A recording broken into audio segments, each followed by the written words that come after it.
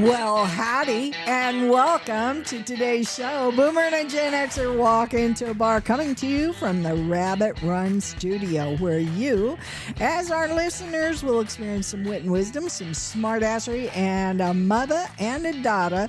Yep, we're still related, but we question it all the time. My name is Jane. My co-host is my daughter, Bobby. And for the next, 25 minutes, we're here to shock, entertain, and we'd say educate, but we're not educators. We're not anything. We're not scientists. We're not legal people. We just are two chicks with mics. How you doing, Bobby?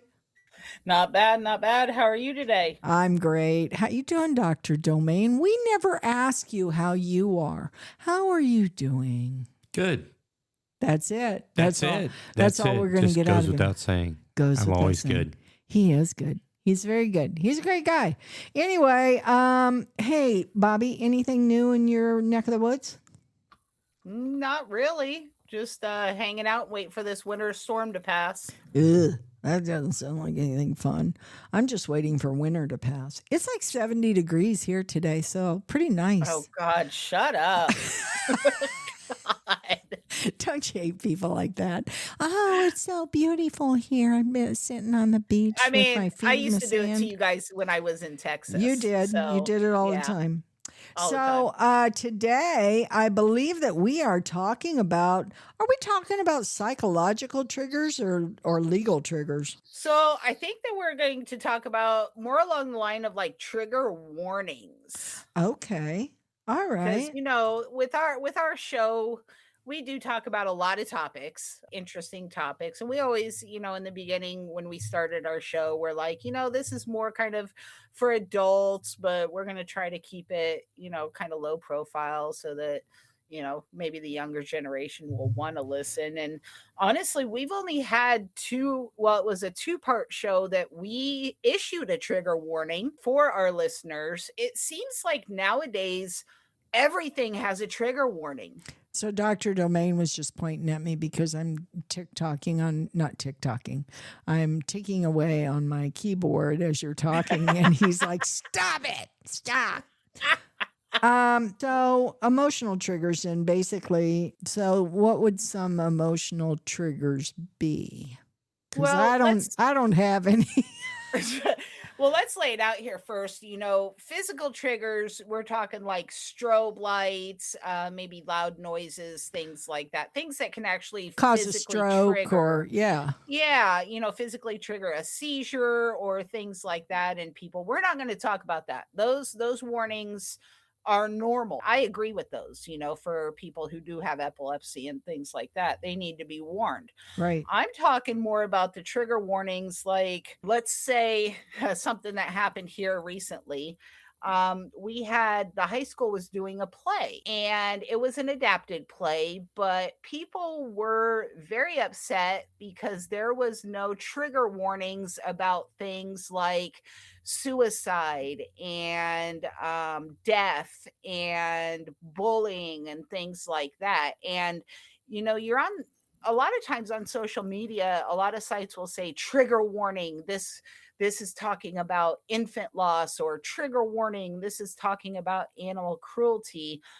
And when people don't use those trigger warnings, when they do post, they get put right through the grinder about it. And I'm kind of sitting back wondering, when did this all change? So when did this happen? So you mean the name of the play that was sexual assaults, dog beating, and child killing was not good enough trigger warning for him? I'm kidding. That's not what the name of the play was. No, not at all. I'm with you, but you notice it if you watch a Netflix movie or even on Prime, wherever, they always put those warnings up there, like foul language and sex and I know smoking. That's a big one. Well, those are kind of different because those are, by I can't remember the acronym for it, but it's the picture association, where they rate it R and they say it's rated Right. R because of Or language or PG-13, violence. yeah, or I mean, whatever. we've had that for a long time. I'm talking like literally in everyday life that we have these trigger warnings. So like I said, in theater, like let's say you go to see a Broadway musical, before you go to buy your tickets and they say trigger warning. This play deals with death and drugs and abuse. Okay, well, why? Why are we putting those trigger warnings on there? Because, in theater, the people who write these musicals and plays and things, they want us to experience it as it happens. Yeah. They want us to have those emotions, to laugh, to cry, to be in awe, to be in shock. That's kind of part of, the experience of going to a play or going to a musical is to actually be in there and feel those things as it happens. And for some reason anymore, I think that we are cheating ourselves out of life when we have all these trigger warnings because it's like we're obsessed with not letting ourselves just feel these feelings as they're happening. We Yeah. have to be warned about them. Yeah, just feel the emotion, right? I mean, it's like saying when you go to a horror movie that there will be horrible things in it. Well, I kind of know that. Yeah, I right? kind of already know that. So much for improv on the stage anymore because somebody couldn't just automatically say, oh, get rid of that dog on stage and somebody gets themselves all in an uproar because it was pet abuse or some bizarro thing. Yeah, But comedians are big on it because, there are a lot of comedians who do live shows and they have somebody in the crowd, screaming at them about what they're talking about. It's jokes, people. right, It's jokes. right. You knew you were coming to see a comedian. Get over yourself. I mean, I feel like everything's fair game. I don't care what it is. Right. Yeah, so emotional triggers, if I understand you right, are specific words or behaviors or situations or sensations that cause some type of negative reaction, could often be rooted in somebody's past trauma or Yep. unmet needs is psychological evaluating term there. So some examples that I looked up was like feeling dismissed, criticized, or trapped, or experiencing rejection. You know what I say about that? Just step away, okay? That's my family get together every holiday with you kids. So I just step away. I leave everybody in the house and I get in the car and I drive somewhere else, have a drink, wait for them to have their party over, and then I come back. No, I'm just kidding. But it does, apparently, psychologically, these triggers do activate an automatic fight or flight response, right? And it Right. could lead to defensive behavior. And I think that's really what people focus on. Now, again, I'm all for, don't put yourself in that situation. If you're that worried about it, oh, I have these triggers. Well, stay home. I don't Right. care. Stay home. I mean, the internet is at your fingertips. If you're worried about a movie or a play you're going to go see, maybe look it up. Yeah, Look it up and see what exactly. it's about. If you have that big of a trigger that you think that it could cause some kind of distress or damage to you, look it up. See what it's about and leave the rest of us out of it. Yeah, why make everyone else walk in eggshells because of your disorder? Yeah, it's true. We have something so mundane like entertainment that has the capacity to flip your switch so profoundly that you can't function as a human being. I'd suggest you probably take your time to fix yourself. Yeah. Don't Yeah. do those things. Yeah. Don't expose yourself to what a normal human being would not have an issue with. And I remember, and I hate to say this because it was, I won't say who it was, but when we had a holiday get together, I was talking about something and I said, well, something about them being fat. And I wasn't talking about anybody specifically. I just used the term fat.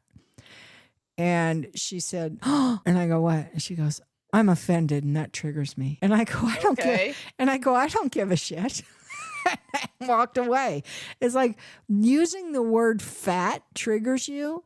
Get over yourself. I didn't say you. I didn't say anybody here. I didn't even give you a name. It was such an arbitrary comment. And I thought, I don't give a shit that triggers you. Get over yourself. Well, and I'm kind of like when you say stuff like that, and it's like, well, are you fat? Yeah. Well, yeah, I'm fat. I know I'm fat. So, yeah, absolutely. Yeah. You know, like when you called me out for eating all of the deviled eggs, I know I'm fat. Okay. I ate them.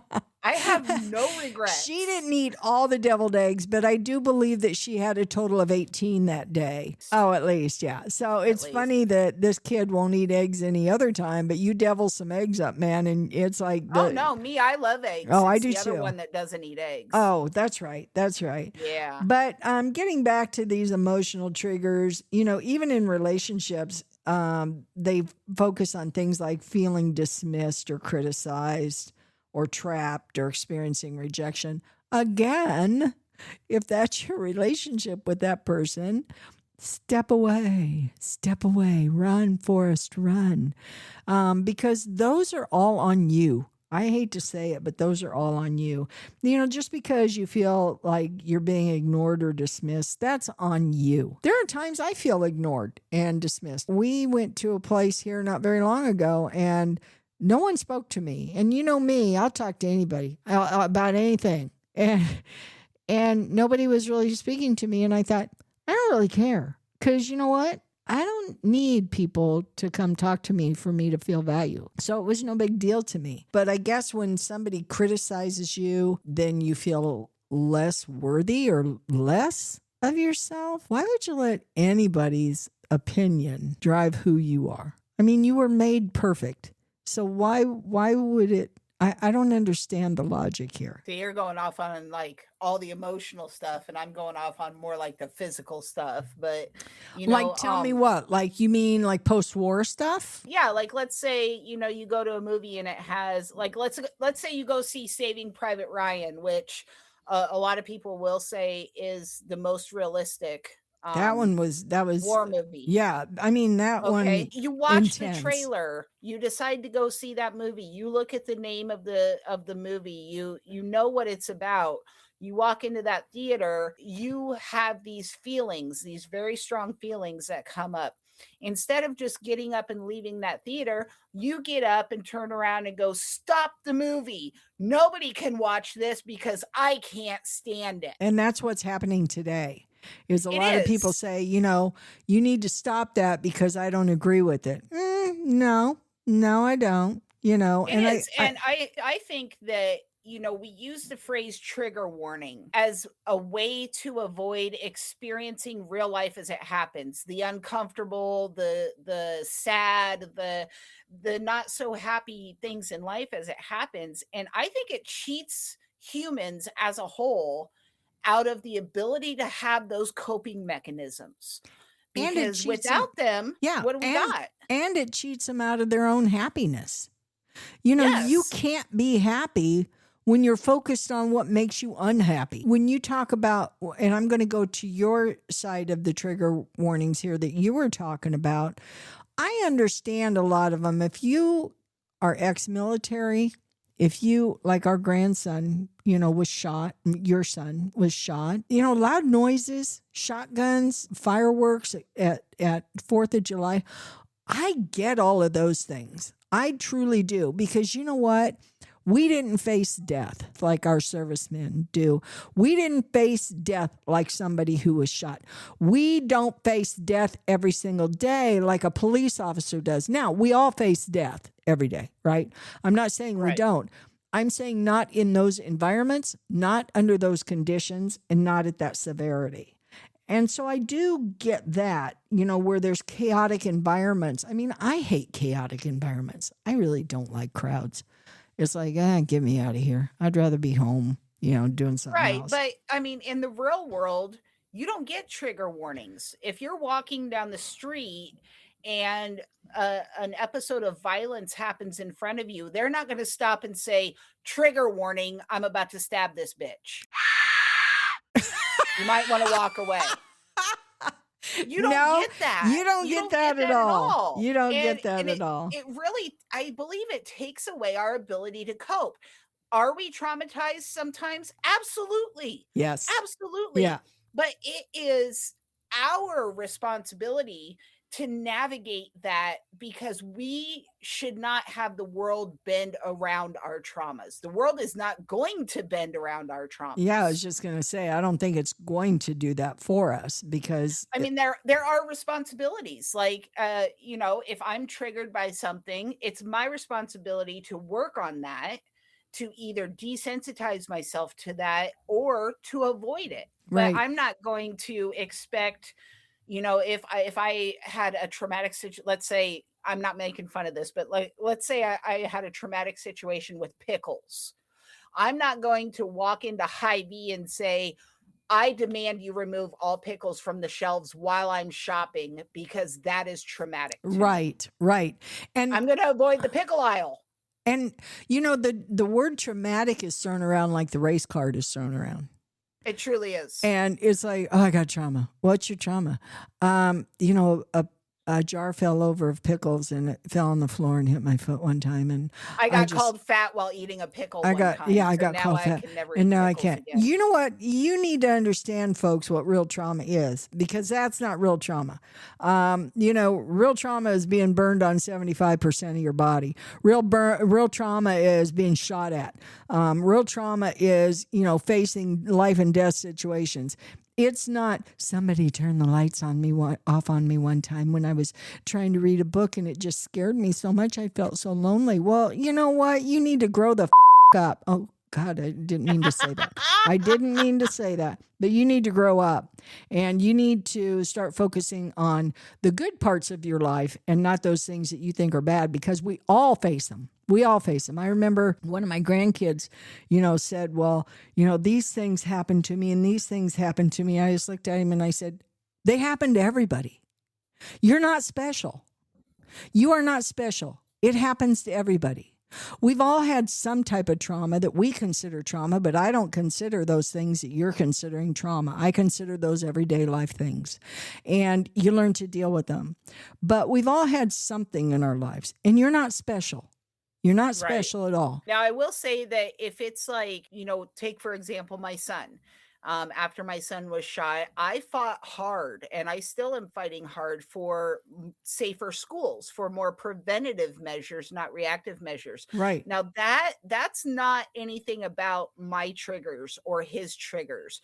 That's about an unsafe environment being safer for everybody. Absolutely. Absolutely. So That's I'm what not, that I'm is. definitely not talking about things like that. I'm not talking about people who, had a car mechanical failure and had a horrific wreck and they're paralyzed and now they're fighting this car company to make it safer. I'm not talking about those things. I'm literally talking about, one time I saw a dog get hit in the road and now I can't watch Marley and Me, so they should take it off the shelf. I'm with you on that, Bobby. I'm not saying that people don't have psychological issues, because a lot of them do. We have a mental illness in our country, and It's an epidemic. It's an epidemic. And, the problem is people are accepting those as epidemics, and they're accepting those and saying, oh, they have something wrong with them and we need to be cautious of this. No, you don't.